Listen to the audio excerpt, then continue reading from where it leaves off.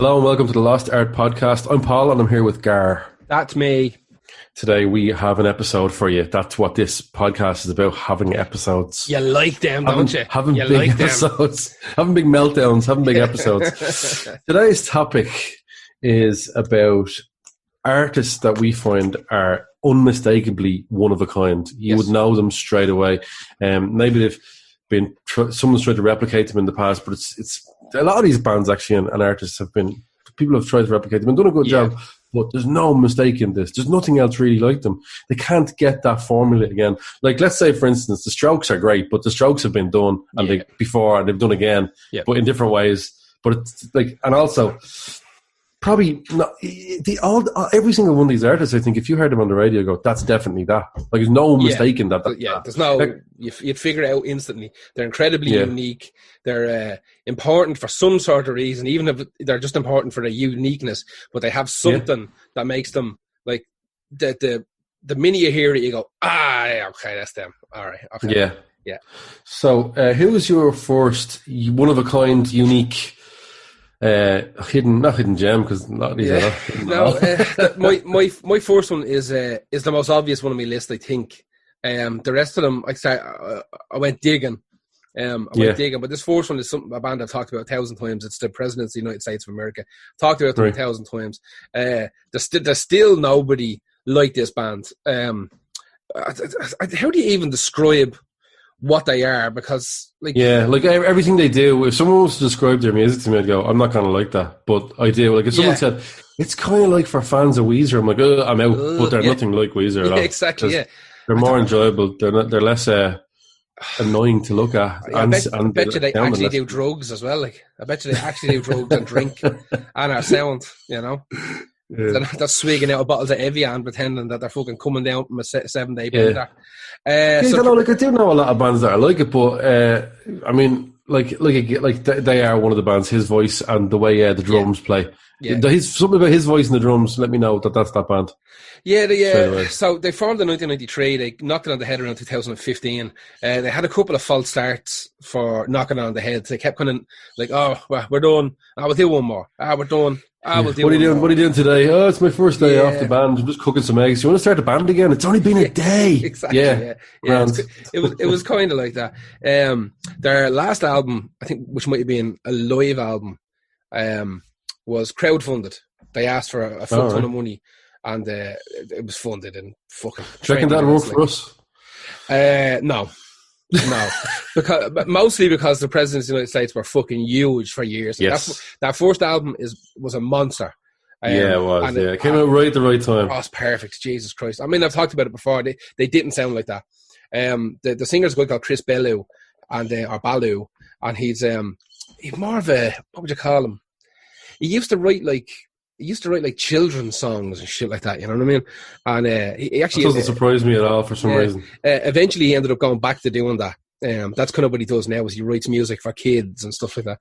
And even when Presidents took a little break, he started this band called the Giraffes, which was all of his child's, his newborn baby's stuffed toys. And he just made a band out with him and recorded an album on a 4-track in his basement. And it's a fucking great album. I have it here somewhere. Really? Yeah. It's fucking mental. It's just he just picked up. He just took photos of 4 different stuffed toys that the baby had. And said, right, this is Mr. Gorilla. He plays drums or whatever. And it was all under these fake names. You know what I mean? It was nothing to do with Chris Bellew. It didn't say that anywhere on it. You know. It was all just these little characters he'd invented, and the songs were fun. They sound like shit because it was recorded on a 4-track in a basement, but it was fun. But the Presidents definitely came from that type of fucking kind of almost experimental, kind of juvenile songs. That's what Chris Bellew used to write. So apparently they sent the demo in. I sent the demo into whoever the fuck it was to sign them, Atlantic, I think it was, that signed them. I think it was a subsidiary of Atlantic called Llama Press or something like that that signed them originally. And it was all these real slow, kind of half acoustic, kind of jling, jling, jlong, jlong, kind of melancholy songs. But some A&R guy rang Chris Bellew and said, listen, man, I don't know what to tell you, but it's not good, it's not good. But it's also fucking amazing. Have you ever thought about being in a rock and roll band? And he's like, oh man, I'm getting old. I don't want to be in a bleeding rock and roll band because they weren't young when you go back and look at the video. I look at him. He looks about 40 when he's starting off. Exactly. So he's like, I don't want to do bleeding rock and roll anymore. And I was like, I'm telling you right now, if you rock and roll them, because like all the demos he sent in had like Lump and Peaches and stuff on it already, you know. He's like, man, rock and roll the fuck out of them and come back to me. So they went off and done it. And sent it back in. They were like, you're fucking signed. 20 minutes. He's go, sign this. Off this guy. We're sticking a rocket to you. And like I said, it was the perfect fucking time. Now, one of the reasons they sound very weird, and this is the main reason I picked them for this, is that they couldn't have invented their own instruments. Right. So one of those bands. Yeah, but they're not really their own instruments. They just kind of fucked with instruments. They took like two kind of shitty guitars, just bog standard, like kind of whatever. Not even Fender Strats. I think they were Squires or something. And what the bass is like the two top strings of a bass guitar stuck into that Strat. That's what that is. And that's, I think, a bassitar. That's what they call it, bassitar. So everything you hear in the bass is played on two strings, but via like a single coil pickup on the Stratocaster, right?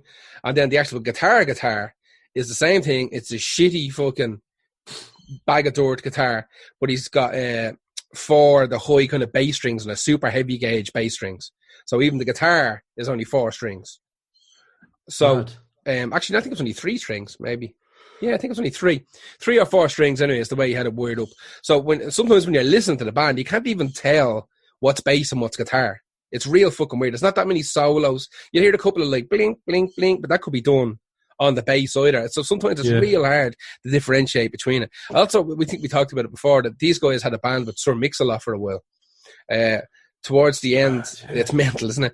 Towards the end of their, when they were kind of getting ready to knock it on the head, they started messing around, and they'd done a couple of, they got involved. They done one with fucking, who did they do a compilation album with Shonen Knife, I think, from Japan. Oh yeah, I like them. Yeah, and then they done started this band with Sir Mix-a-Lot, but apparently they had to knock that on the head because Sir Mix-a-Lot was like, lads, we have to get real heavy. Like, it's not heavy enough.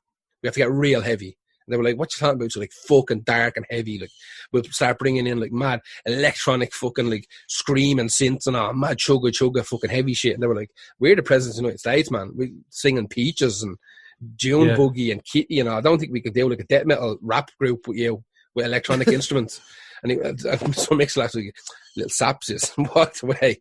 But fuck you, then. Yeah, exactly. Because you were saying Sir Mix-a-Lot has a lot of like background in doing mad kind of music, not just I think I think he was involved with like Sub Pop Records and all at the start, with like metal bands and rock bands. Imagine getting into a band with like Sir Mix-a-Lot without knowing much about him. Like, I didn't know much about him until you were telling me about him.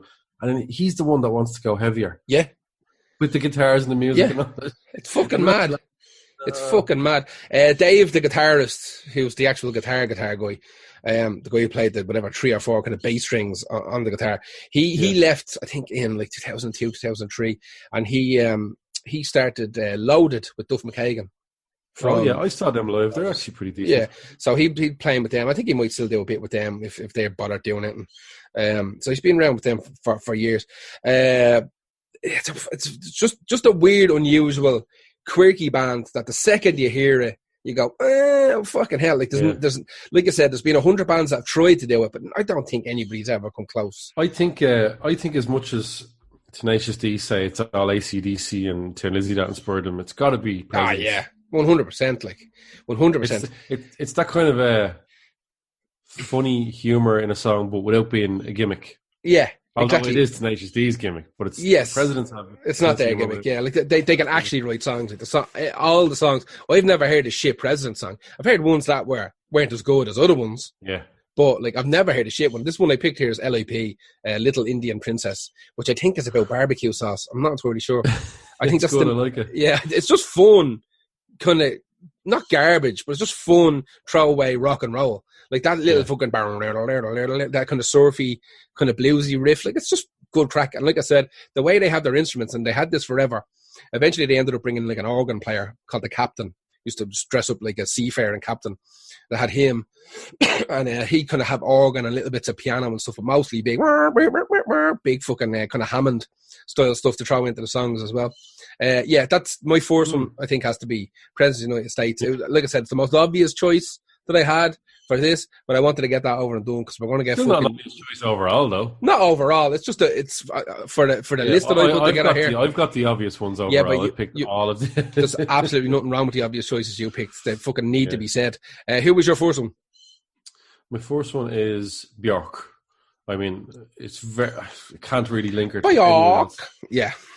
That's actually nearly how you pronounce her name properly, I found out the last few days. Björk. Really? It means birch tree in Icelandic. Fuck off. It's Björk. Yeah, how many dots you put in it. It's Björk. She's not going to tell you. Yeah, she probably would. No, it's Björk. That is not my name.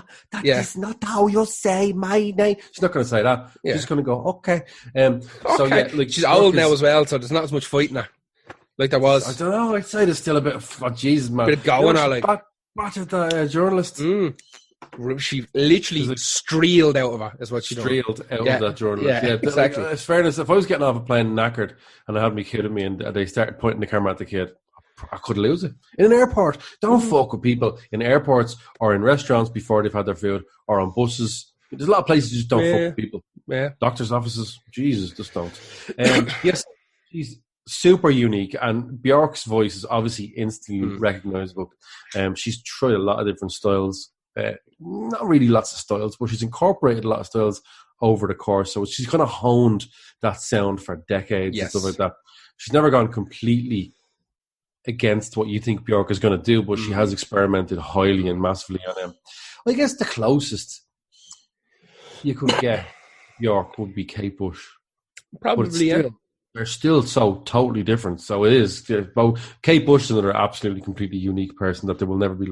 But if I had to pick two people, I would say, or someone that like was like that, but not really. It was that. Actually, there's about 20 years between Kate Bush and Björk. Yeah, music-wise. But have a guess how many years younger than Kate Bush Björk is? Fuck. 10. I don't know. 8. I thought it'd be more than that. Yeah, because I remember the only reason I'm even saying that because I knew that Björk was very young when she got known as Björk. She was, yeah. And then because I know there was footage of that band, that punk band she was in. I can't remember. Which is fucking deadly looking. Yeah, that was before Sugar Cubes, I think, actually, as well. So, yeah. But like, there's about 20 years difference in their worldwide careers. But like, so we're talking like if 78 is when Kate Bush coming up, Björk is not too far behind that world. So, but yeah, she's the difference is that Björk's more of a mix of like electronic, sometimes grunge, dreamy art pop, with highly emotional stuff. Like really, to me, I can't always connect with it, but I don't have to because there's lovely music happening. Do you know what I mean? That's so it. I get that anyway. I get that. It's like it's super, super, super iconic. Like even this song, crazy. Even the song you picked, like when you listen to it, I listened to it again today twice before we recorded. And human behavior, isn't it? Yeah, it's human behavior, but it's not really a song. Like it's one of those songs that doesn't really get to, it doesn't have to go anywhere. Yeah, it just does its own thing. It's just a piece of music, and she's singing over it, and that's great. But never really goes back to the same thing, and then it stops, and then it comes back as a completely different thing for a second. We go, what the fuck is that? And it sounds awful, and then it goes back to what you think it's going to do. But it's not really a song. There's not really a structure to it. I feel like whenever she thinks she's getting catchy, she just goes, "Ooh, no, too much. We must put something surprising into the song. Put something surprising in." Yeah, has to shoot herself. I used to be really good at doing a Björk impression. It's gone from me now. That's your fucking Yolandi impression as well. Same thing. I did, just to reckon that, yeah. But what else do I have to say about Björk? Yeah, look, I think it's mad because she's one of those examples of someone who, right? I think the industry. There's always an attempt to mold young female artists. Yes. By the music industry. Resisted that, didn't she? Yeah. I think like record labels, I think they try and really get them into something sellable and quite polite and malleable and don't put up much of a fight. And I think they tried to get them to like ditch their bands. I think they tried that with Gwen Stefani. He's like, ditch that band. Oh yeah, that was a big thing, yeah. So she did, but kept them. Yeah. So they tried to get them, but they wanted her to do pop music because they were like her voice. I think it was Jimmy Iovine. It was like, no, get away from that. So I think it's always a way to try, or they always try to do it more than they do with male artists. I think I don't know. I'm not going to get into the whole patriarchy thing, but I think there is some people that still think that needs to be controlled and harnessed. She can't go off doing her own mad thing. But this is what happens when they go off and do their own mad thing, and it's brilliant. Yeah, see, I think... Not always. I mean, it's not always. Like, Susan Boyle's not going to release an electronic album. Do you know what I mean? Like, she might. She might yet. Like, you never know. I think that solo female artists sell more than solo male artists. There's more of a market for solo females. There's more of a market for like male-driven kind of bands and stuff like that. But I think solo female artists might sell more. How much of the market is dictated by what is being told as the market? That's why I've always thought. Like whenever people this playlist and this podcast is a classic example of people who don't really fit into a lot of genres properly, which is why they're on this. And like I just wanted to say that about Björk. Yeah, I think absolutely. There probably was at some stage an attempt to get her to just chill out. But no, like I can't even really listen to her last few albums. I'm not a monstrous Björk fan. I like Björk, but like the last few albums can be mad challenging. Or else sometimes she'll hit a song where I'm like, that's actually kind of boring. Yeah. But, yeah. Look. Yeah, she's definitely Björk. Put it that way. Yeah, it's Björk. She's Björk. Who's your next one? My next one's a band I know fuck all about, and I only started listening to them kind of recently. And it's a band called Dance Gavin Dance. Oh yeah. Have you heard of these? The guy was having it. Yeah, I've heard them years ago. Yeah. I always thought they were just an emo, so did I. What the Death Cab for Cutie, that kind of thing. I always thought, because they get lumped in with all these other bands, like fucking, I don't even know, like, is it Alexis on Fire or Alexis on Fire? I never know. I think it's Alexis on Fire. Yeah. I like them a lot. Yeah, they have a lot of great stuff. I don't know all that shit. Then there's bands like they're kind of darker. They're almost touching on like metal and post. Yeah, definitely. There's a bunch of these bands. Like Dance Gavin Dance will be considered to be like a post-hardcore or math rock or whatever, emo and fucking prog, whatever. The bands that everybody wanted to be in like the early 2000s. Like every fucker who got a guitar wanted to be in one of these style bands, right? There was no escaping it. Nobody wanted to make simple music. Everybody wanted to make that. Everybody wanted to do that. Fall Out Boy and to a lesser extent. Yeah. My Chemical Romance. Exactly. Like when I listened to this song, so when I was doing a bit of research on like unique bands or whatever the fuck, I was like, Dance Gavin Dance. I was like, what the fuck? Why is that in there? Like, 'cause I'd listened to a couple of songs, and then I went and I listened to the songs that like kind of defined the band, because the stuff I had listened to before was your bog standard. Like the problem with this band is that they always seem to be fucking killing each other. There's been 13 members of this band in like whatever 10 years. There's like they always have two singers. They have a clean singer and like a growler. Oh yeah, Alexis on Fire have that as well. Yeah. And like I don't think there's been like two albums with the same vocalists on it. Like it's fucking mad. I think it's like the bassist and the guitarist or the drummer and the guitarist or something like that are like the only two constant members. They're always leaving and always someone coming back, and then an original guy wants to come back but he won't come back with the other guy, so they're mixing and matching. It's fucking insane. They're always killing each other. So some of the stuff I'd heard tended to be a little bit more on the bog standard kind of post-rock, fucking post-hardcore type of stuff, which I don't mind every now and again, but I wouldn't go fucking mad. But I had to listen to this song. And when I listened to this song is called We Own the Night. When I listened to this song, and then I went up and listened to a lot of other stuff kind of off this album, and it's fucking mad. Because I was reading what the guy's influences were, and they were like, oh yeah, we're mad into like the Temptations and MF Doom and Usher. We love Usher. And Earth, Wind and Fire and Phil Collins. What the fuck is going on? That's a very Fall Out Boy even answer. Isn't it? But when I listened to this song, I was like, this sounds like Westlife or Boyzone. Like, it starts off whatever, singing, and then it goes, does the guitar-y type of thing. But then it just turns into what could honestly be something like I'm Flying Without Wings by Westlife or something. It is the biggest boy band fucking song I've heard in years. Like the whole. Is this after late? No, this is like 2010 or something like that. This album, right? And I think it's 2010 or 2015. I can't remember. It's like 2 or 3 albums ago. And but when I went looking, they've loads of stuff like this. This seems to be what they want to do. So like the kind of clean singer is just mad for these big kind of pop fucking hits, choruses, yeah. And it's not even. They don't even work with like the music that's going on in the background. The music in the background is doing the normal fucking and the bass and the drums giving it loud, and your man is just like, I'm flying without wings. And what the fuck is this shit? I honest to God, out of all of these guys, like if someone put on like some sort of weird compilation of post-hardcore, post-rock, whatever the fuck it was, 99% of those bands are all just going to melt into each other. But you'd be able to pick this gang. You'd be able to pick Dance Gavin Dance out and fucking line up in a heartbeat, because the minute your foot starts tapping, your foot's not meant to tap listening to this music. You're not meant to remember these songs the first time you hear it. You know what I mean? This is honest to God, this is like late 90s fucking like proper top of the pops chart music is what this sounds like. It's fucking insane. But I couldn't, I was kind of just skimming through. Cause if you're skimming, you'll miss it, and then you'll miss the kind of hook that leads into the bit, and then that bit becomes, they do it real small at the start, and then it kind of grows where they kind of double the length of it in bits throughout the song, because they know, that's the bleeding bit. Even though I'd say the rest of the band are like, putting their hand over their eyes, going, it's on this shit again. Can we not get back to the chugga? Exactly, because then even the growler bloke, he gets like one or two bits in the song, and like, you might as well go home. This other fella is giving it. This other fella is fucking belting it out here now.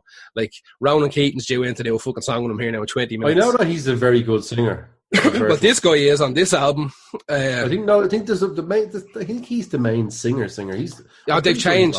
He's not. Really? No, it's always changed. I think, as far as I know, it's the guitarist and the drummer or something. Sorry, guitarist and the drummer that being there. I wrote their names down, and then I had an accident. I have a pigeon. No, I don't have a. I do have a pigeon. I have a parrot. Yeah. Right? Did you buy a parrot? No, my father has an aviary. My father has an aviary, and fucking, he had this parrot, and it was lonely, and I felt bad for the parrot. The parrot's name is Jim, but I don't know if Jim is a girl or a boy, because the only way to tell what like fucking sex a parrot is to get a DNA test. There's literally no difference. Really? Yeah. You have to get a DNA test. I'm not paying for a DNA test for a parrot. I'm just not. So Jim can be fucking gender neutral for the rest of his days. Like that, it doesn't matter. So he's just going to stay like that forever. He's going to be Jim. Although we might change his name to Jam. We might change his name to Jam. I don't know. Sure. And but he bit me while I was doing my notes. And I'm going to take a wild guess here, Helmet, and I'm going to assume that you've never been bitten by a parrot. No, don't think so. They have a grip like a fucking hyena, man. It is absolutely outrageous. My outlet said, don't let him bite you now, he's very strong. I'm there, fucking bored, shut up that sap. This thing could take the fucking finger off you, and it's tiny. It's fucking tiny. Like, it's literally, it's a little bit bigger than a canary or a budgie, and its fucking gob is like a shark's. It took a lump out of me that, I fucking send your hand or your face or my what? finger. Ugh. My finger, because I let him out flying around the house, and then I tried to teach him to kind of jump on my finger so I could put him back in his cage. I spent £100 on toys for the fucker, and I'm trying to get him to go back into his cage. It's this big giant cage that he sleeps in, and he took he literally carved the lump out of me. Like, I can't even describe it. Like, do you remember those jokes when you were in art class in school that you used to do the toil prints with? You'd scoop out the toil. Oh, the lino prints. Yeah, lino prints. And I remember the tool that was like a V. Do you remember that? That's what his mouth was like. And also, if you let that slip and it catches in the knuckle. Exactly. But that's what his mouth is like. It takes a groove out of you like that. But anyway, back to this Dance Gavin Dance Band. I wrote your man's name down. I wrote all the names down, but it's covered in blood. So I can only read part of it. I should know his name, because I was reading about him lately. He's in a Twitter feud with your man from Trapped. Everybody's fucking going after them fucking arseholes. Going after, it's not even the band. I think a lot of the bands are actually walking away. Latino, and I think they all are leaving them. Stuff like, like you're a bad Trump supporter, and you're acting, and you're also mental, in a real bad mental. So going after the singer. I heard his name the other day because he got into a fight with him. Now there's two well-known singers from Dance Gavin Dance, and both of them went on to be in other bands that done pretty well as well. So they kind of stuck around, and I think they might have done like guest spots with them. But the whole thing is a clusterfuck. Like I said, 13 members in fucking 10 years is batshit mad. Less than 10 years. What was I going to say? Yeah, that's it. Fucking the way I wrote this down is this sounds like Michael Jackson meets Deftones. Is what I wrote this down. Mad. Like, have a listen to this song later I'll have to give them in general more of a go. But I just wrote them up as like a Dashboard Confessional. Yeah, that's honest to God, that's what I done as well until I heard this. This song in particular is a great example of it, but there's loads more.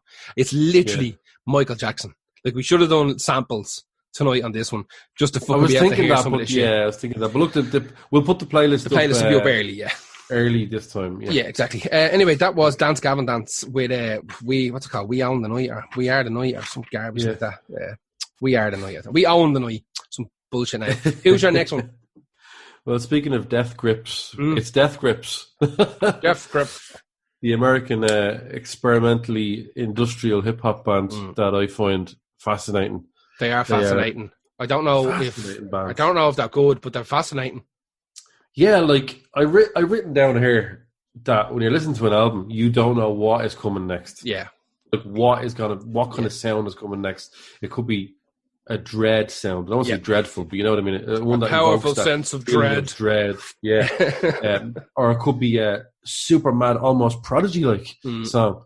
Yeah, but so this group is they're actually from California, and they consist of MC Ride. He's the lead singer and vocalist. He raps and sometimes just shouts. Yeah. Zach Hill and Andy Moran, they do drums, keyboards, and the production between both of them. Don't know if I like the production a lot of the time. I think it's meant to sound dodge, and sometimes it sounds great. And as far as I know, they are a bedroom band. Yeah, I think everything's made at home.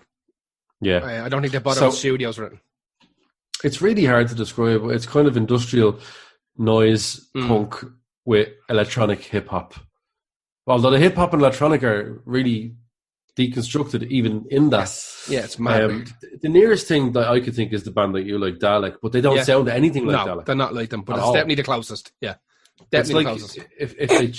If Death Grips chilled out, they might make music like Dalek. Maybe, but not even. It's so strange, man. Yeah, Death Grips kind of sound like Dalek turned like sped up and fucking more like aggressive in the media. Well, Dalek's real fucking shoegazy. This is definitely it's like the same band took two totally different types of drugs. Yes, exactly. And this song in particular is real driven, like it's real fucking hell. Fucking hell. This is I've seen footage. The song I've seen footage off the album, the money. Actually, I just played it on my phone there. The Money Star. The album is jarring. Like a lot of them are. Like I said, you don't know really what's coming next. Yeah. Strangely enough, one of their biggest fans is Björk.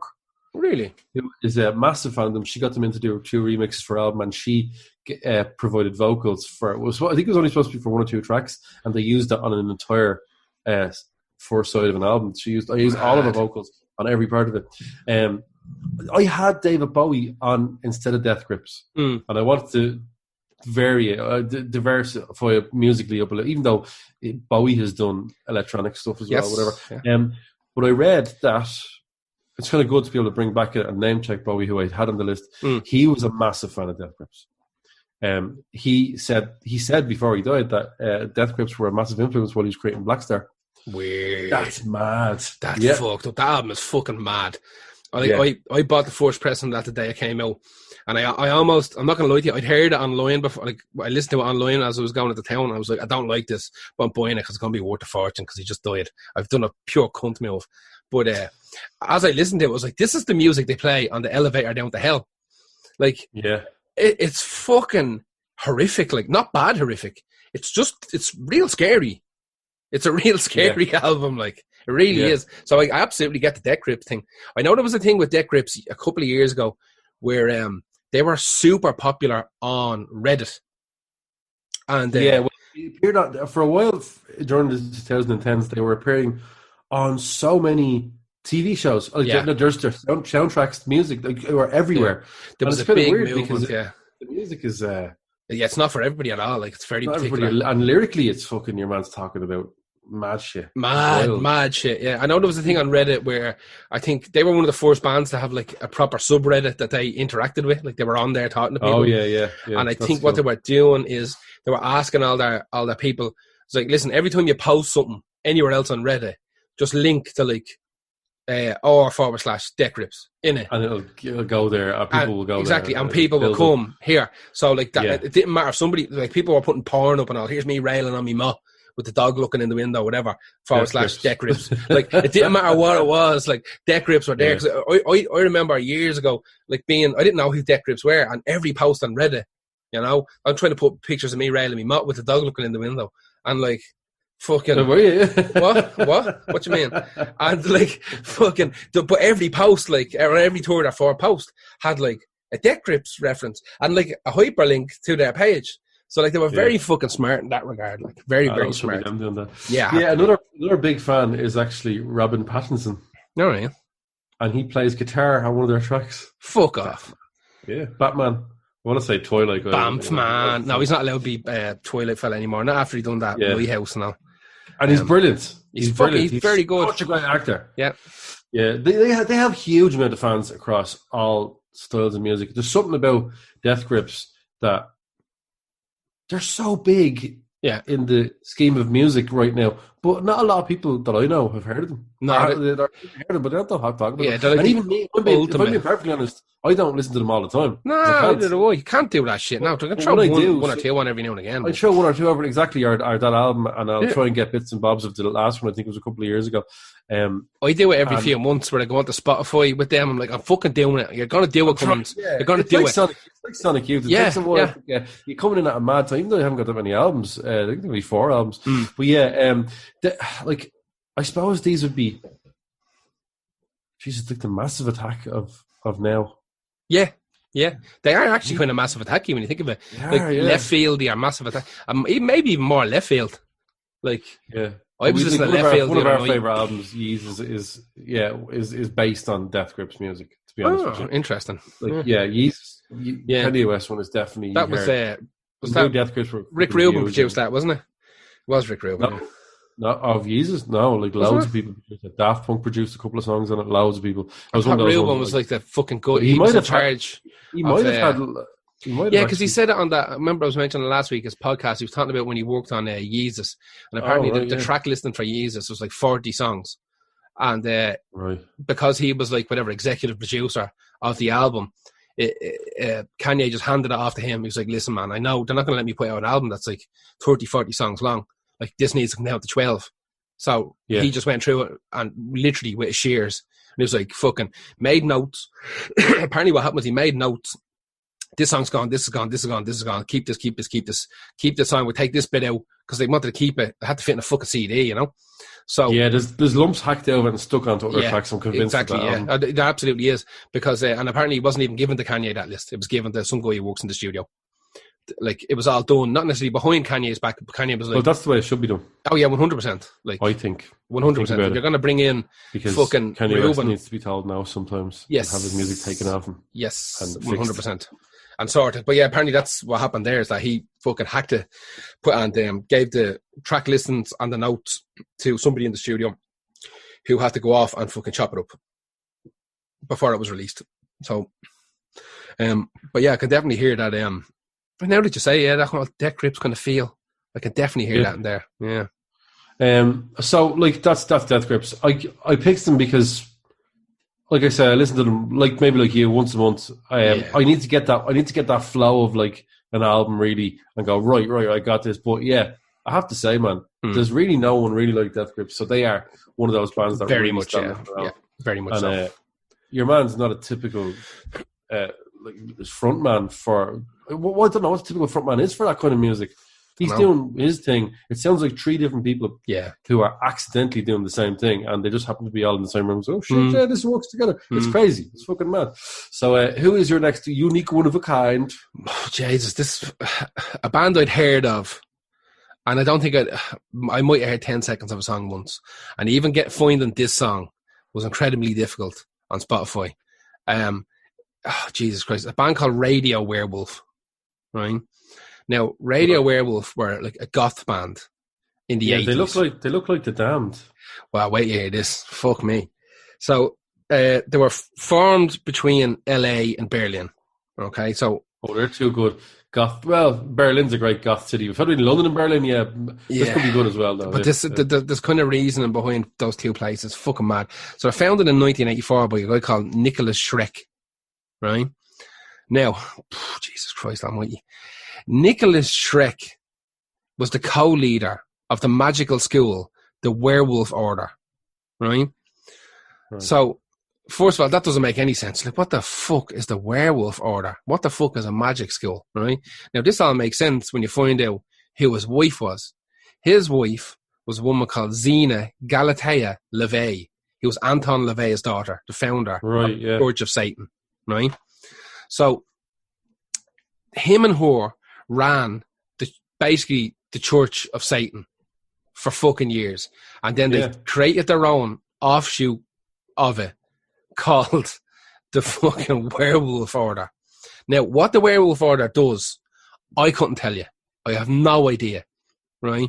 But I know that one of their big things is like fucking, obviously, black magic and fucking, I'm not going to say sacrifices because it sounds like fucking somebody in the 80s would say.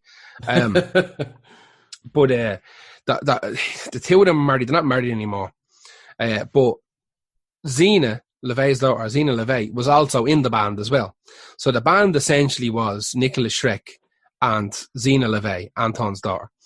So what you've got there is you've got like the kind of heir apparent to the Church of Satan across the world. So like the fucking, now the Satanic Temple came later, I believe. Satanic Temple was an attempt at making the Church of Satan a little bit more user friendly, right? So when you see like all these documentaries and like Baphomet t-shirts and all, that's all, that's not the Church of Satan. The Church of Satan was a little bit more like, we're going to have black masses, candlelit vigils, and we're going to drink the blood of a fucking turkey. You know what I mean? That type of shit. That was a little bit more closer to what like the biblical fucking Satanism was.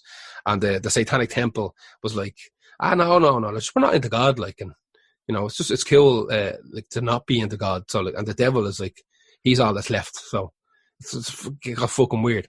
But in the 80s, like I said, they were active from 1984 to 1988. And they were super controversial to the point where like everybody was talking about them on television, on radio, in newspapers, across the fucking board. Because they were based in Berlin, and based in Los Angeles, so jumping around a bit, they were they were trying to use European stuff in America and American stuff in Europe. And it kind of worked. But like what they ended up with like a guy in the band who was an actual National Socialist, like an actual Nazi, right? Like a practicing Nazi. So what they started doing is start taking the piss out of each other. Start taking the piss out of the fact that they had like an actual Nazi in the band from Berlin, and start like putting out these songs, like with lyrics like fucking, what is it? Oh, Eva, come sit in my face. Berlin is burning and we are the master race. Their album was called The Vinyl Solution. You know what I mean? Like, laugh. Yeah, I know, but it's fucking like these cunts were absolutely like the thing about this entire thing was that like these were actual Satanists, right? Not like Norwegian lads with a bit of dirt in their face. Like these were actual practicing Satanists, like high level, like fucking satanic church going Satanists. Like it wasn't a gimmick for them. You know what I mean? Like the music came after the fact that these two people. I swear that they were hanging out with a Nazi though. That was, I think the entire thing with the Church of Satan would have been to be contrary to all that is considered to be good, right? So, like, this is the 80s. So, that, like, the idea of, like, a Nazi in the 80s, as far as I'm concerned, would have been some fucking knobhead wearing, like, a swastika t-shirt. Oh, like, Jesus, yeah. You know what I mean? But, like, that was the fucking thing. Sid Vicious was going around wearing them. People in the Damned are going around wearing them. It was like people wearing... It's ironic. Yeah, but it's like people wearing the fucking rebel flag or something at rockabilly gigs. It was just seen to be, like, a counterculture thing. We're going to fucking, not necessarily take it back, but it was just get people talking. It was nonsense. Oh, no, it's just look at me for attention. Exactly. That's a big fucking thing. Like what they ended up doing, they named their songs after famous fucking Hitler speeches, but none of it was like glorifying Nazism. Right. It was just using it like in a kind of a black humor type of fucking thing. It's like that fucking, you know. I mean, you want to be real good to do that. Like, you want to be the jokes. I don't know. I don't think you'd have to be good. I think the worse you are. So clever. Oh, yeah, well, lyrically, when you go and read the lyrics, these guys are particularly clever. Like, the guy, Nicholas Schreck, is an author, has written fucking ton of books. A ton of books, made a ton of documentaries, obsessed with Charles Manson as fucking most of them are. Wrote multiple books on Manson, made documentaries about Manson. He produced Christopher Lee's first metal album as well, that we talked about before. Right, he was the producer on this.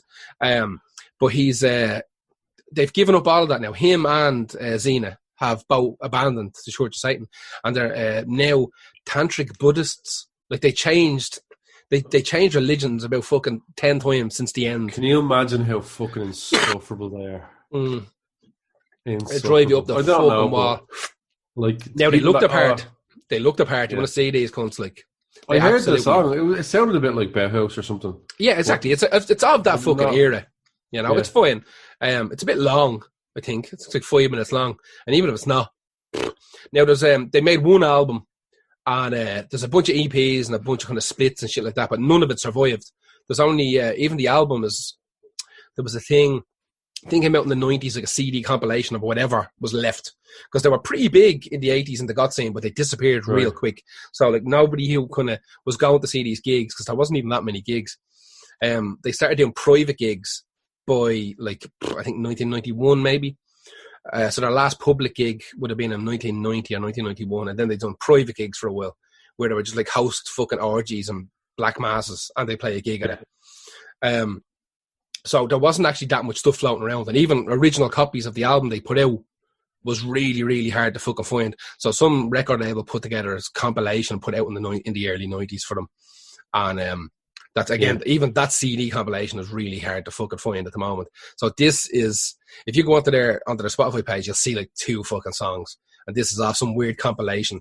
This is, as far as I know, an original recording from the 80s that someone ripped off that compilation that came out in the 90s and then was put into another compilation called whatever the fuck it's called. I'm trying to fucking see what it's called here.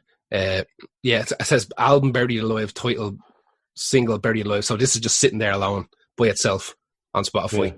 Someone paid the €25 to put this one song on there, and it'll probably be gone in a month. So listen to it now. I have a feeling it's got to be one of them. Radio Werewolf. It's a cool little name, yeah. Like obviously because of the fucking the werewolf order, or the order of the werewolf, which was the subsect of the Satanic Church that they were running. But yeah, these guys were the real deal Satanists. Everything kind of after them is phony almost, because these cunts were legit. Anyway, that was Radio Werewolf. Who is your next one?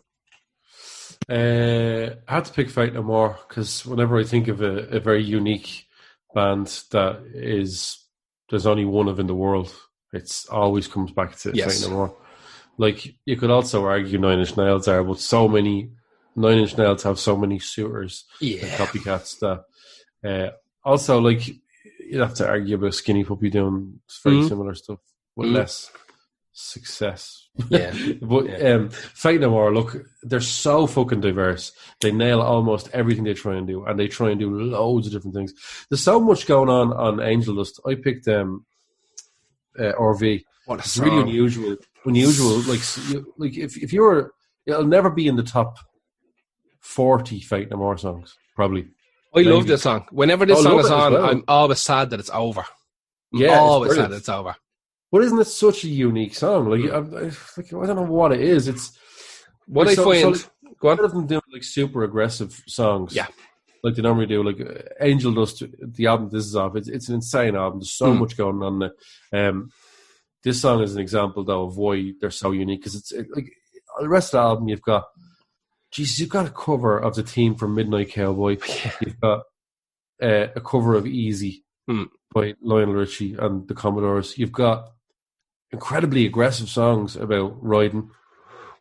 Do you know what I mean? Like, and then you've got this song, which is, it's like a country and western cowboy song about the perspective of an old slob who's no interest in anything anymore. The children and all, He's singing it. He's singing it differently. Yeah, he has this weird timbre to his voice, doesn't he? It's like fucking, almost like it's inbreeding while he's singing. This song is the closest song in style to the band that I think influenced Faith No More, and the closest thing to Faith No More. The closest band to Faith No More that I've ever come across was No Means No. And there's No Means No on Spotify. But this stylist, this RV in particular, is fucking. It's not. It doesn't sound like No Means No at all, but it's the closest thing to what No Means No do. But like they took what No Means No do. Evokes the spirit of them for you. Yeah, exactly. But like No Means No they're very different from Fate No More. Like they're very different. But like in terms of like the way the songs are written and performed and all this kind of stuff, they're definitely like there's a tenuous thread. Well, I can't think of any thread into Fate No More from any other band. Like they shouldn't. Why are they so big? They shouldn't be. They shouldn't have been so popular. Like I know they're amazing, but they shouldn't have been so popular, especially in that era. When you think about it. Yeah, well, like we talking about Fate No More or no? Yeah, Fate No More. Well, yeah, like their first, let's say their first album, Mike Patton, was a global mega hit because it was funk metal. Yeah. It was amazing, but it didn't stray too far from that. It had some moments on it that weren't like brilliant moments on it. But then they released this album straight after it, which would normally be career suicide. I'm surprised they were even allowed because it's so fucking strange. It's miles but it did away. have big bangers. It had Midlife Crisis, which is like about Madonna and how even in 1992 they were saying she's overstaying her welcome and becoming desperate. And now, you know what I mean? It's crazy. They're such an unusual band. They have so many styles. He can do crooner, he can do thrash metal, he can do guttural stuff. Yep. He can do pop. Yep. He can do soprano-y kind of stuff almost. Certainly one of the greatest voices in rock and roll. You know, he is. The lyrics are always tongue-in-cheek. They get really dark at times. They're super sarcastic and really clever. But anyone that knows Fate No More will know exactly what I'm talking about.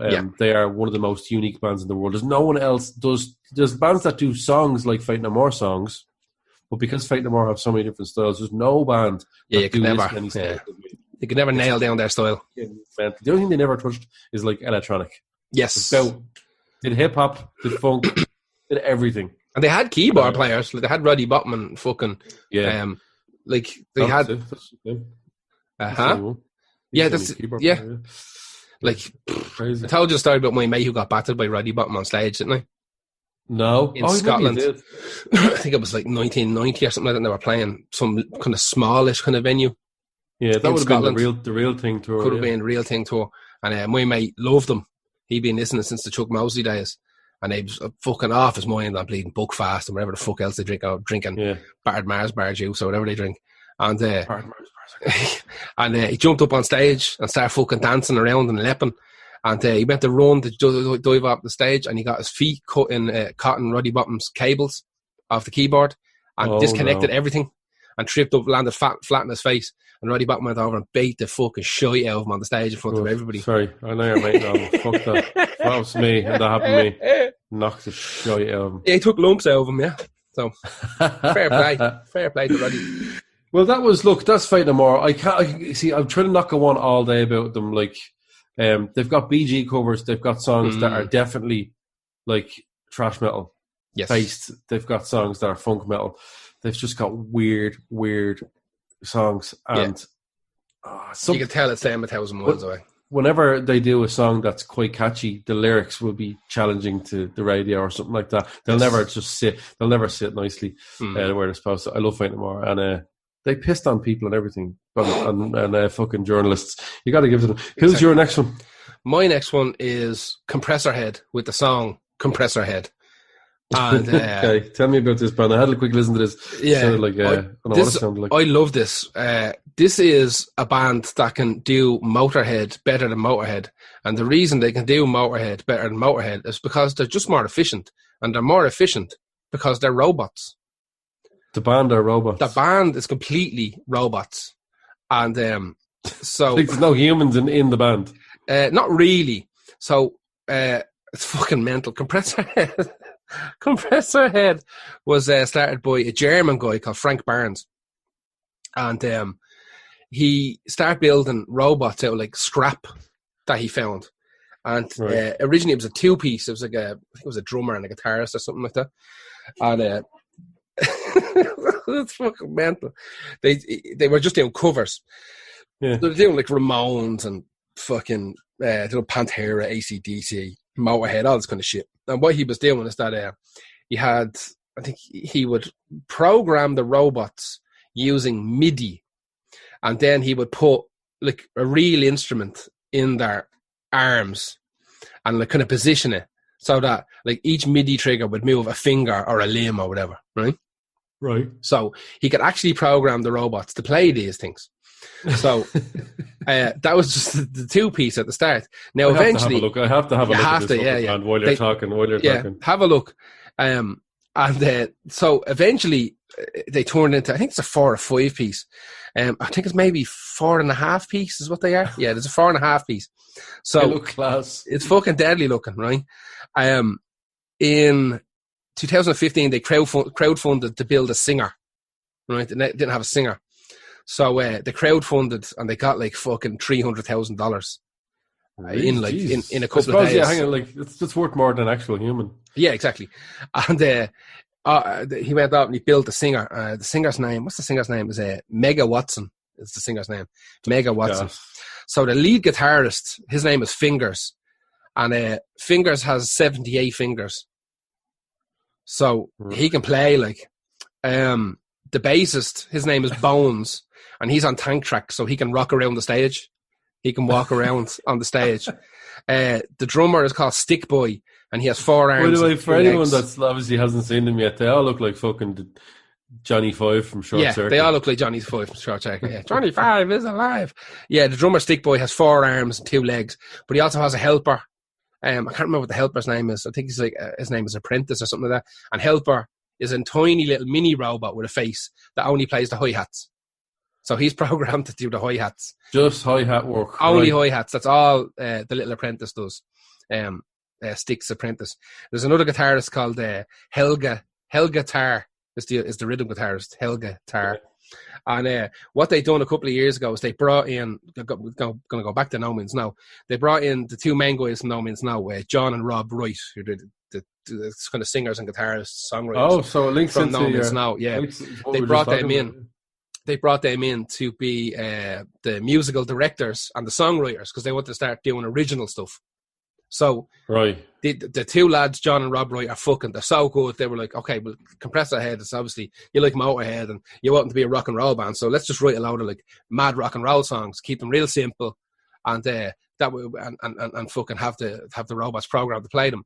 So John, he was the singer from No Means Now. No Means Now don't exist anymore. But what he done was he recorded the songs in his voice, and they chopped them up then. And then the singer Robot has his voice recorded in a hard disk inside him, and he plays them out because they do live gigs. Yeah. They've only done a couple of live gigs. I think the first live gig was in. I think the first live gig actually. Rob Wright from No Means Now, the singer guy, owns a bar, I think, in Canada. And I think the first gig was in his bar in Canada. They brought the robots over from Germany and set them. Apparently took fucking weeks. Weeks to set them up. Yeah. But apparently it took weeks just to set them up, to get them to play. And Compressor Head had their first ever gig. But yeah, it's fucking... This could be one of my favourite songs on the playlist because I know robots play it. And it's a savage. It's just this savage kind of rock and roll, punky metal kind of bullshit song. And it's all the lyrics are all about being a robot and all. Like, your man, John Wright is fucking amazing lyricist. So he's just having great crack with the fact that he's a robot now and he doesn't have to go on tour or anything like that. You know what I mean? Yeah. He just, here's a song, right, sends it over to your man, Frank Barnes, who's the German guy who invented them. He programs them. And then whatever, want to play a few gigs. Oh, it's got to be all MIDI. It's got to be all MIDI. Every single thing is MIDI. Yeah. The entire thing. And your man, Frank Barnes, I think, sits kind of backstage with a MIDI controller. And making sure everything's looking at it, making sure everything's lined up and kind of fixing stuff on the fly. And apparently they can improvise and everything. Like, he has them set so they can improvise. So it's not just like robots playing a set song. So yeah. So they're basically an animatronic robot band called Compressor Heads, and I heard about them fucking years ago, and I always wanted to figure out a way of working them into a playlist just because it's so much fun. And I've seen pictures of this band before. Oh yeah, absolutely. They were all over the internet for a while. I've never heard. Geez, they're looking at pictures here. They're playing to big festivals. Oh yeah. I think they have it set now where they kind of have them in boxes wired up. You know what I mean? They ship them in the box, take the fucking hood off the box. There's Mega Watson ready to go and sticks and bones. This is the kind of thing you'd see in like a Back to the Future film, like Yeah, when they or- show the future. Yeah. That's what it is in the future now. Exactly. Or shitty Futurama episode. Except, unfortunately, it's the other way around. It's the fans that would have to be robots nowadays, and they just Yes. to not infect each other. Yeah. There's six of them in the band, I think. Jeez, that's a Six lot of weight. robots in the band. Well, that's including the little mini one. So there's five actual robots and one mini robot who only does hi-hats. But that was a Compressor Head with Compressor Head. Who is your next one?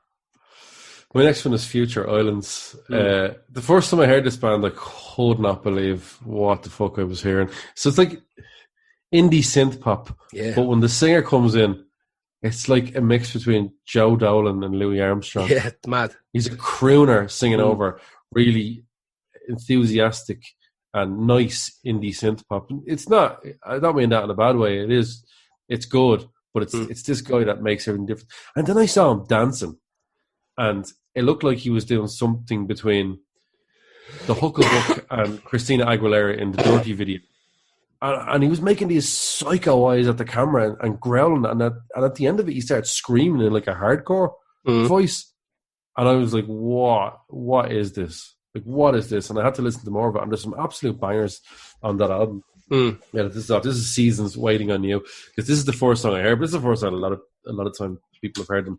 They went and did this song on Letterman in 2014. Very cool. And this is when he absolutely, you'd have to watch this video. The guy was losing his mind on the stage. And afterwards, like, David Letterman introduced him like, here's another fucking band. Yeah. Oh, here's Future Islands. He came over afterwards and shook their hand. He was like, that was amazing. And it is, it's still to this day is, I think, the highest viewed video on YouTube for their channel, The Late Show, like very David cool. Letterman, which is That's a crazy. big deal, considering the amount of guests and performances they'd have.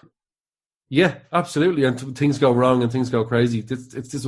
I remember sharing this myself when it came out. I couldn't believe what I was saying. It's the most unique thing. And I didn't know if it worked until I listened to the album. And by the end of it, I was forgetting that I was listening to a guy, basically old school, like 50s, 40s, 50s crooning over synth pop. Mad. Like mad, well produced. So the lead singer's name is Samuel T. Herring.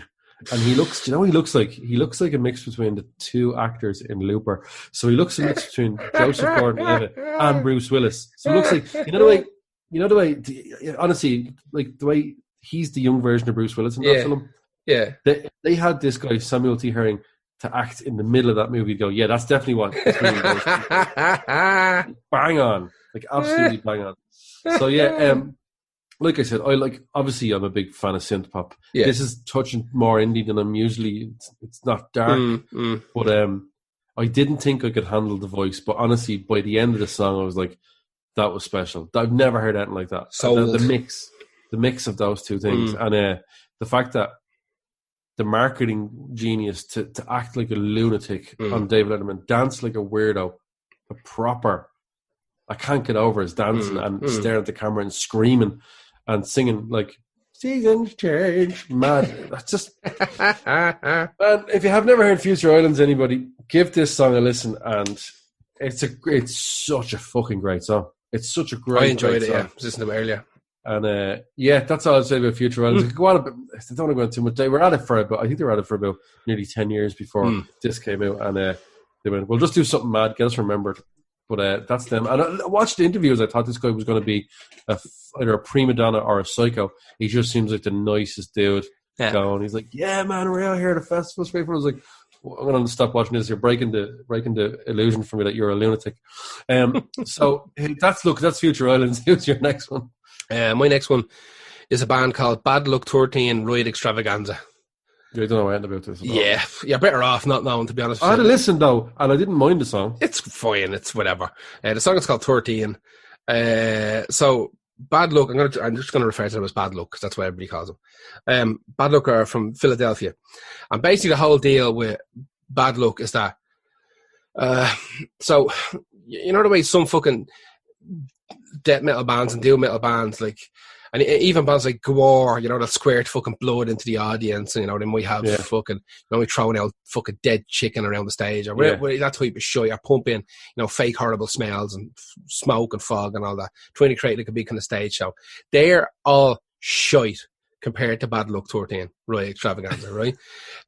Bad Luck... Where are shy compared to them? All of them. We're talking stage show, right? And their general, like, their legend status, right, amongst the people that have seen them. Bad Luck have never, ever played the same venue twice. It's never happened. Right? Is that because they were never invited back? Exactly, right? They're really? banned from every single venue they ever played in, right? That's brilliant. It got to the point where they wouldn't book anybody, so they had to start releasing like DVDs of them playing, right? This is how fucking mental it was. So Bad Luck 13 Royal Extravaganza has, depending on the day, up to 13 members in the band. Yeah, it sounds like a kind of band that would have that. Yes. Yeah. So they all wear... Okay, this is a cross between a kind of a metally hardcore type of band and pro wrestling meets Jackass or something. I don't know how to describe it. So basically, they get on stage and they start playing songs. And when they kind of start getting bored of playing songs, in the middle of playing songs, one of the lads will walk over to like the bassist and just light him up with a dig. Light him up with a fucking dig, right? And then him and the bassist start fighting. And then like another guy will grab the bass and start playing or something. And then him and the other fella who was the singer start knocking the bollocks out of each other. So another fella starts singing. So what they do is they bring in boxes of like tables and chairs and start setting them on fire and like having wrestling matches while knocking the shit out of each other. Like throwing each other through flaming tables while playing the gigs, right? So then they start bringing in, they start getting madder and madder. I think it was the last gig, it was like 2004, 2005 at Hellfest, I think. And apparently it's talked about still to this day. The people who witnessed Bad Luck 13 Royal Extravaganza at Hellfest in 2004 still talk about it to this day. Is it on video? I think there's bits of it on fucking YouTube, but not a lot of it because it got so much terrible press. Terrible press. Like there was ambulances called to the whole shebang. I read one report earlier with this kind of scene kid, this girl who was like, oh, you know, we went to see Alexis on Fire, and then someone said, oh, we should really go and check out the Bad Luck 13 Royal Extravaganza because apparently the stage show is insane. And we went around the corner, and as we walked around the corner, some girl came running around the corner with, you know, her eyebrow was hanging off and she was covered in blood. I was like, what the fuck's going on? So I read more about it, and it's like the lads brought like the like bodies of dead pigs and start throwing them out into the stage. And then they start throwing them out into the crowd. And then then they start taking out like hacksaws and fucking circular saw blades and throwing them at each other and cutting each other open. So they were all bleeding. 13 of them are bleeding everywhere. With dead animals? That's not with good. With dead animals everywhere. They're all covered in blood. All while the band is still playing, right? Because there's 13 of them. They can kind of grab this, you know how to play it. So they're doing this, and then they start pulling out those big, long, fluorescent light bulbs and start smashing them over each other and cutting each other's faces open with them and shit. So they start doing all this. Now, all the time, apparently, there's fucking murder going on. And the people who are up the front, this is like a Gigi Allen show, they're just trying to get the fuck away because they're all getting hit. Some are being set on fire. Some are being set on fire. Some are being hit with like glass bottles and fucking shoes and shit. So there's people like being injured in the audience, which starts this kind of fucking tidal wave of panic. Then the people at the back are like, that looks amazing. They're trying to get pushed forward to see what the fuck is going on up front. So apparently, so it just creates this like fucking Braveheart type situation, which is just melee in the middle. So apparently, how they finished off that gig, this is fucking amazing. How they finished off that gig, just as they started the very last song, one of them ran backstage and came out with a giant big glass jar full of bees and smashed it on the stage.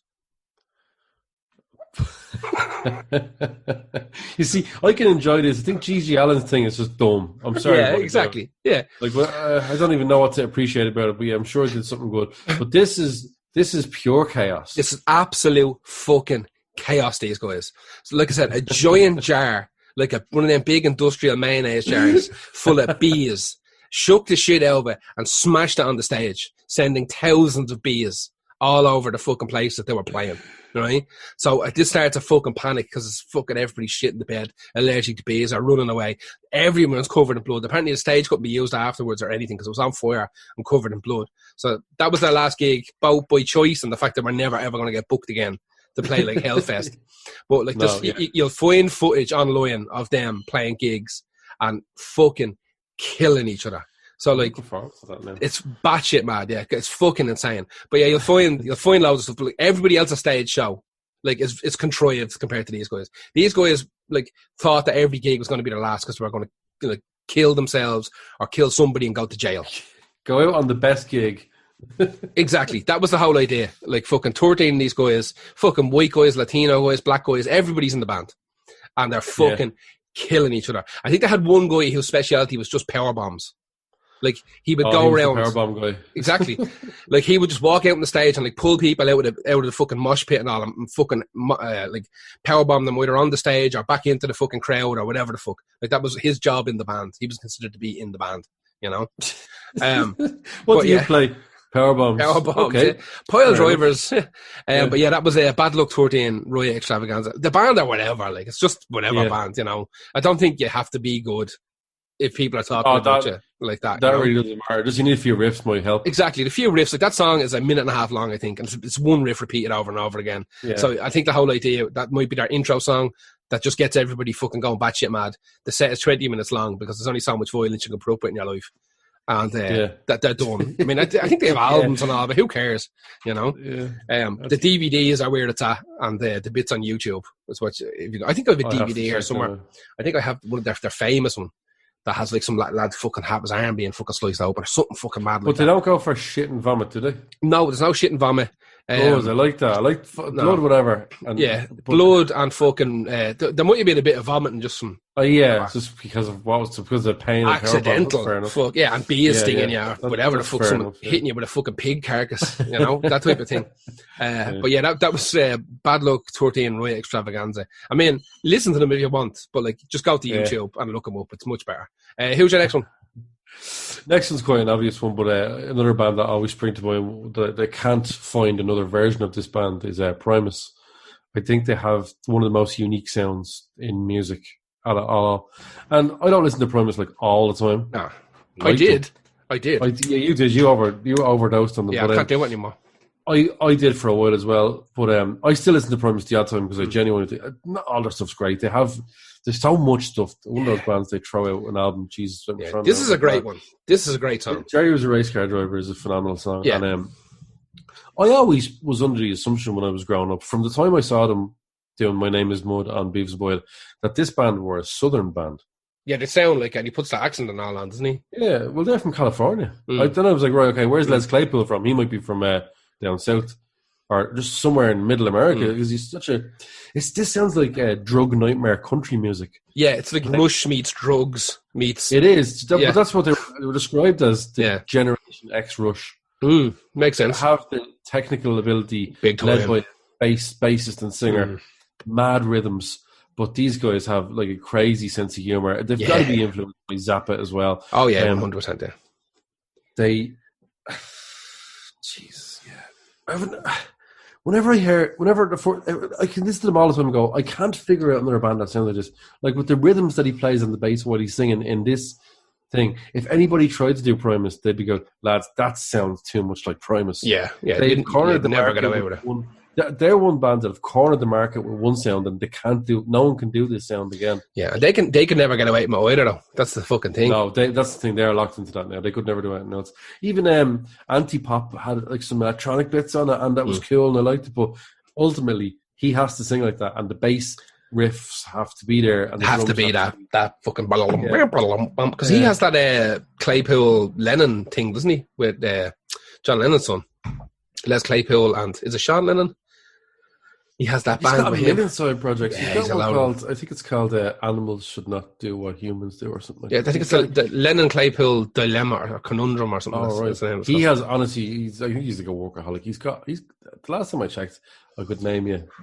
When I was mad into him, he had one of his big ones. I can never fucking remember the name of it. He's got about 4 or 5 side projects that are considerably, released and stuff. But I don't think any of them are good, though. I don't think any of the side projects are good. I think I've done the rounds one day in them, and I couldn't figure out he had a really, really big one in the late 90s, and I can never remember the name of them. I think I know the one you're talking about. Motherfucker. Because I They have remember. Les Claypool Frog Brigade. Yeah. That's one of them. But he has another one that I can never remember as well. Oh, Jesus Christ, that's going to wreck my head. There's people shouting on the thing now. This Oh, there is. It's fucking blah, blah, blah, blah, blah, blah. Yeah. Yeah, what the fuck? I'm looking up now as well. The Flying Frog Brigade. Blind Illusion. A band called Sausage in 1994. Les Claypool and the Holy Mackerel. Buckethead. Yeah. Colonel Les Claypool's Fearless Flying Frog Brigade, yeah. Oysterhead. I don't know. Yeah, there's one of them that's, yeah, you're right, a 90s one. I thought there was another one that is like was enough for me to actually go listen to it and go, oh, that's his other thing. It's not. It's great. It's fine. Yeah. I think because Blind Illusion are like a thrash metal band that he was in as well. Right. I think he tried out for Metallica. He did. I think everyone tried out for Metallica. I think everyone did. That's crazy. You want that dollar even for a year? You'd be minted. Well, they gave him $1 million for just being there. You know what I mean? Do you remember that? Yeah, they gave Rob Trujillo. Yeah, here's $1 million. What? It's a signing and bonus. Yeah. There's plenty more where that came from, kiddo. Jesus Christ, like. Amazing. So yeah, look, they've been huge with the new metal community. They're mad for people that are into Zappa and Beefheart and even psychedelic stuff. I'd say you'd even get people that would be into like... There's definitely the jazz people that are mad for fucking... The jazz people. Like mad they go hand in hand with Tool fans for some reason. They would do, yeah. They're experimental enough, yeah. Yeah. Back what you see, Tool used to be kind of piss-takey. Lyrically, they used to have a lot of fun and silly lyrics wrapped up in a serious kind of demeanour. But yeah, look, if you don't know Primus, you do. You probably do. Listen to the song, you'll realise how you could never get that sound again by any band. Yeah. It's too... Not only have to create like a mix of funk metal with a southern kind of tone, no one plays the bass like him. No, it's a real slap bass, and it's got these mad rhythms. That there's so many things happening in this band that you couldn't recreate really one of them without. Maybe you could. I don't know. Whatever, it all comes together to make Primus. Yes, basically one of the most unique bands in the world. 100%. Like I said. It sounds like he's singing like Jerry Reed over Dream Theater doing funk.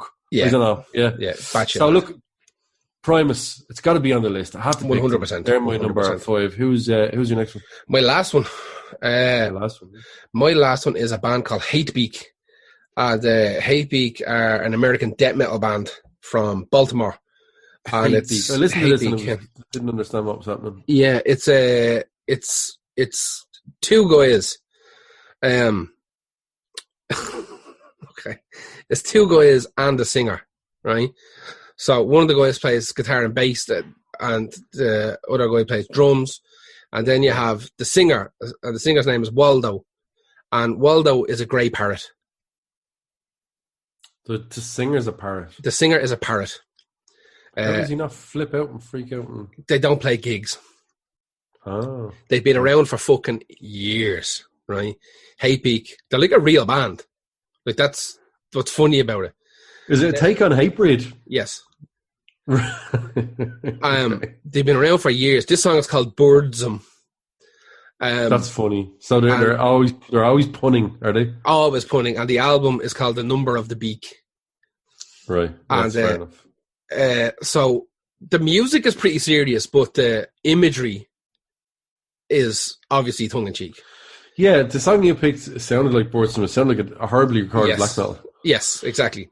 So this is obviously they do have a little recording studio. They do it all in. They promised that they're never going to tour because they don't want to torture the parrot. They don't want to torture Waldo. They've also done a split. There's another band called Canonus.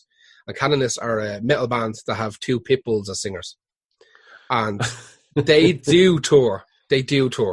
Those dogs probably love that shit, though, do they? Well, they want to see these things. They're like American pit bulls, and they obviously have like handlers on stage. So they have I think they have earplugs for the dogs, obviously, because you couldn't be allowed to do what it was. So they have these like custom fitted earplugs that they stick into the dog's ears, and they bring them out on stage, and the dogs just start going fucking batshit mad at the crowd, and they have two microphones in front of them. So the band are like and the dogs are going fucking mental. So Hatebeak and Kanan has put out a fucking split.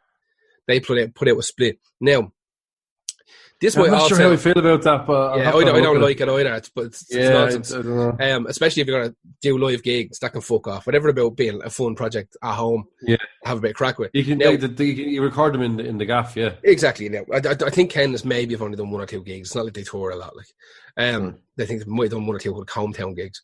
And as far as I know, the dogs are well looked after, from what I read online. And they're good nick, the dogs. They're beautiful dogs. This is a type of thing. This is weird. This might sound like a super mad gimmick, and it definitely is. But there's a thing called biomusic, right? And biomusic is this kind of subsect of music technology, which is the kind of collaboration of non-human sounds to the human ear.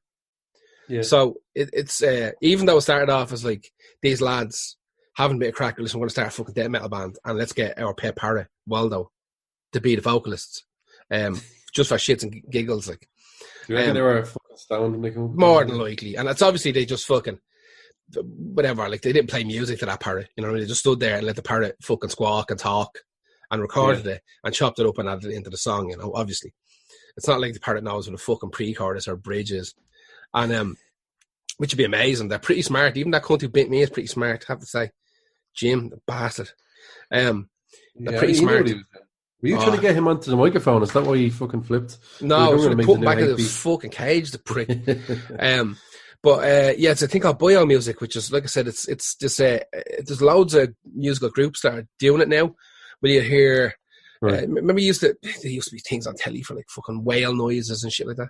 And they'd mix like Enya style kind of new age music with like fucking whale noises and stuff.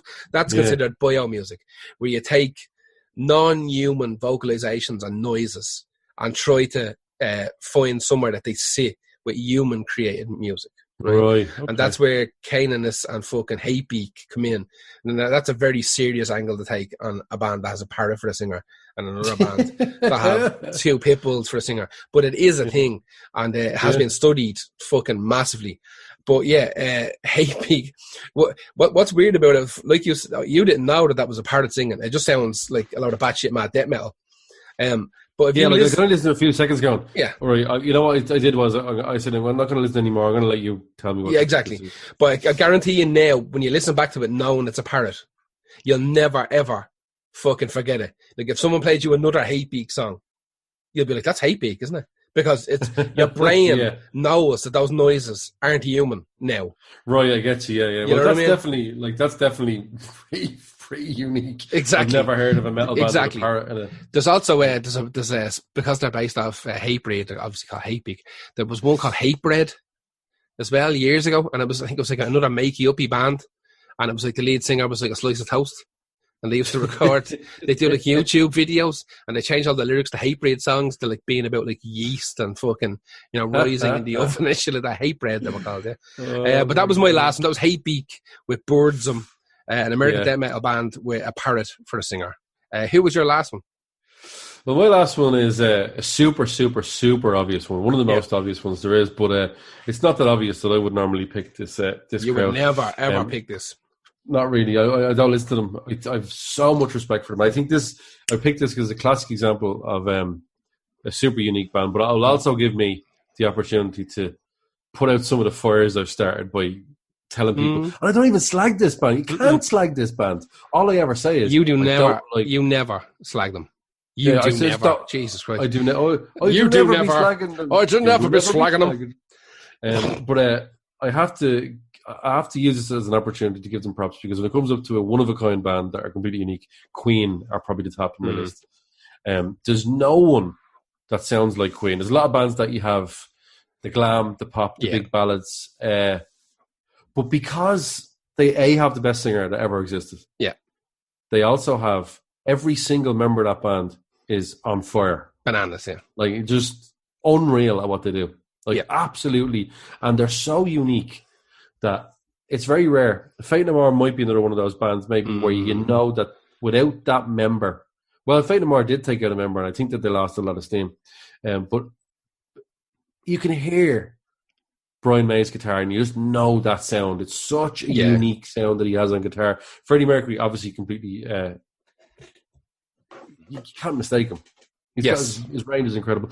But I picked Queen because I keep trying to think. There's loads of bands I can think that are a bit like them. Like you can mix bits of what do you call them? Sweet that do Blockbuster. You could mix. Yeah, you could do Sweet with like Cream. Rex. Yeah. Cream. Yeah. You could even have. Geez, you could even have the Bee Gees, man. Yeah, whatever. yeah. Well, none of them are like that. Yeah. I know what is happening. And Queen are super, super experimental with even songwriting. Very and, proggy, yeah. like this is, but tongue in cheek and absolutely taking the piss. I think without Queen, I definitely don't think you'd have Fate No More. I don't think so, yeah. Queen always had like, that thing where the musically was incredibly serious and incredibly complicated. And what Freddie was able to do was like find a hook. Like possibly, I think you even mentioned it before, find like the cheapest possible hook. Like, oh yeah. Like he's admitted it before when he's written, I want this song to be like a football anthem, and he doesn't watch football. Yeah, exactly. Yeah. But what he done then, to hide the fact he was being super obvious, he'd sprinkle a load of camp on it. And oh yeah, like or even dress up as a woman, like exactly, yeah. And then that fucking mixture, whatever was in that batter, just made the best cake. Like it really did. Like it's again, you're not the biggest fan of Queen. I fucking love Queen. I can see why people like them, which is a lot more than I'll say for other bands that I don't like. Exactly. Yeah. But I picked Killer Queen because it's one of those songs that it's a glam rock song, but it's by numbers. If I put that on paper, it's better than a lot of glam songs. It's just for me, it's not. Yeah. Actually, I do really like this song, to be honest with you. You know what the gas thing is? I could make up a list of 10 songs by Queen. Could, yeah. That I absolutely really like more than just accept.